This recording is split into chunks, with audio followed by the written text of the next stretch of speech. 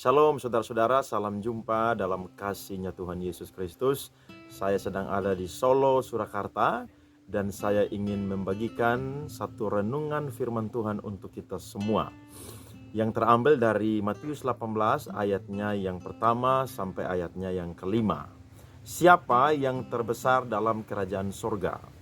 Pada waktu itu datanglah murid-murid itu kepada Yesus dan bertanya, siapakah yang terbesar dalam kerajaan surga? Maka Yesus memanggil seorang anak kecil dan menempatkannya di tengah-tengah mereka.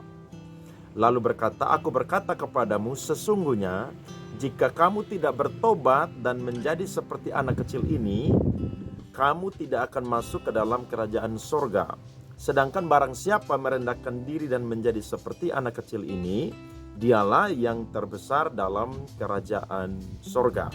Dan barang siapa menyambut seorang anak seperti ini dalam namaku, ia menyambut aku.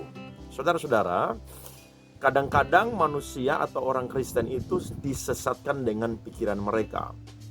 Maksudnya adalah, seringkali orang Kristen berkata bahwa pendeta yang besar, yang memiliki gereja yang besar, dan juga memiliki jemaat yang besar, merekalah yang paling terbesar di sorga.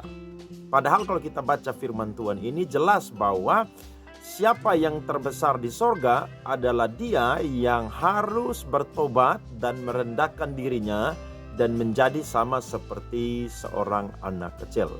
Ternyata murid-murid pada waktu itu mereka pun juga ingin menjadi yang paling besar. Ini sebuah fenomena yang terjadi sampai hari ini pun juga dalam gereja, dalam pelayanan, dalam kekristenan.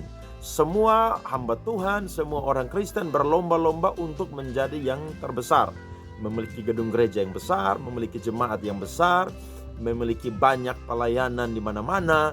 Dan itu sesuatu yang tidak salah, saudara-saudara, sebab Tuhan memanggil kita untuk menjadi berkat dengan luar biasa bagi dunia ini. Bahkan juga memenangkan sebanyak mungkin jiwa sehingga neraka itu kosong dan sorga itu penuh. Tapi kadang-kadang ada hamba-hamba Tuhan, ada orang-orang Kristen yang bersikap atau memiliki sifat sama seperti para murid-murid ini. Nah, pertanyaannya, bagaimanakah seseorang itu bisa memiliki yang namanya kerajaan sorga dan menjadi yang terbesar dalam kerajaan sorga?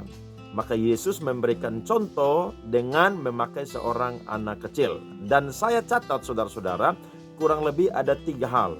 Mengapa saya dan saudara, hamba Tuhan, orang Kristen harus bertobat menjadi seperti seorang anak kecil, merendahkan diri sehingga saya dan saudaralah yang paling terbesar di sorga. Yang pertama adalah karena anak kecil selalu bergantung kepada bapaknya atau kepada orang tuanya. Anak kecil adalah pribadi ataupun juga mereka adalah orang-orang yang dianggap tidak penting, tidak berdaya, lemah. Bahkan mereka pun juga menyadari bahwa mereka pun juga seperti demikian. Mereka bergantung sepenuhnya kepada orang tua mereka. Ketika mereka mau makan, mereka minta kepada orang tua mereka. Nah, saya dan saudara adalah orang-orang ketika mau menjadi yang terbesar di sorga, maka kita harus menjadi seperti seorang anak kecil yang bergantung sepenuhnya kepada Tuhan. Saya mau berkata kepada kita, kita tidak akan pernah bisa jadi apa-apa kalau Tuhan tidak ada dalam kehidupan kita, bahkan Tuhan tidak menyelamatkan kita dan mengubah kehidupan kita. Maka dengan demikian saya dan saudara harus belajar untuk bergantung kepada Tuhan. Semua yang kita bisa buat, semua yang kita dapatkan, bahkan semua hal-hal yang hebat dalam kehidupan kita, itu semua mutlak karena Tuhan. Belajarlah untuk bergantung kepada Tuhan. Dan yang kedua adalah saudara-saudara, anak kecil selalu mau bekerja sama. Mereka tidak mengejar ambisi. Nah, ini sesuatu yang hebat saudara-saudara. Ketika anak kecil bermain, mereka itu selalu bekerja sama. Ketika mereka lihat mereka itu sebaya, mereka itu sepadan, maka mereka itu langsung bisa bekerja sama. Mereka tidak mengejar ambisi.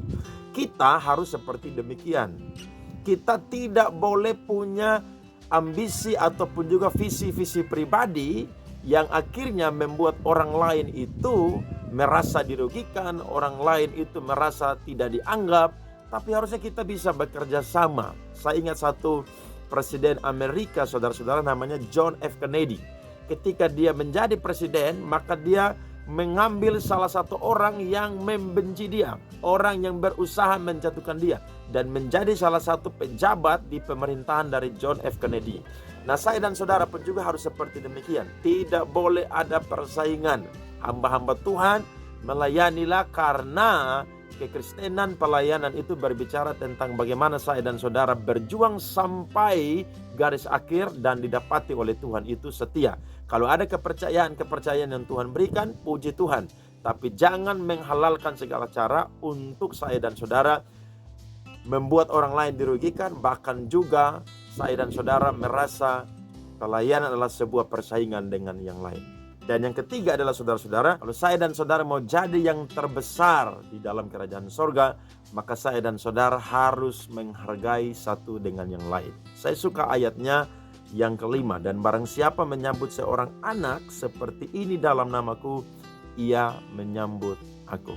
Yesus berkata, engkau harus lebih dahulu memberi salam kepada sesamamu.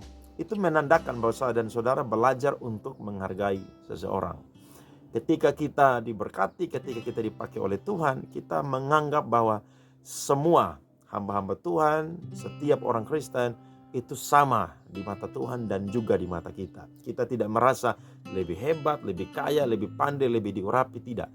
Tapi semua kita adalah orang-orang yang setara di hadapan Tuhan. Satu ayat terakhir yang Yesus katakan dalam Matius pasal 11 ayat yang ke-11 berbunyi, Aku berkata kepadamu, sesungguhnya di antara mereka yang dilahirkan oleh perempuan tidak pernah tampil seorang yang lebih besar daripada Yohanes Pembaptis. Namun yang terkecil dalam kerajaan sorga lebih besar daripadanya. Kiranya renungan ini menjadi berkat bagi saya dan saudara. Tuhan memberkati.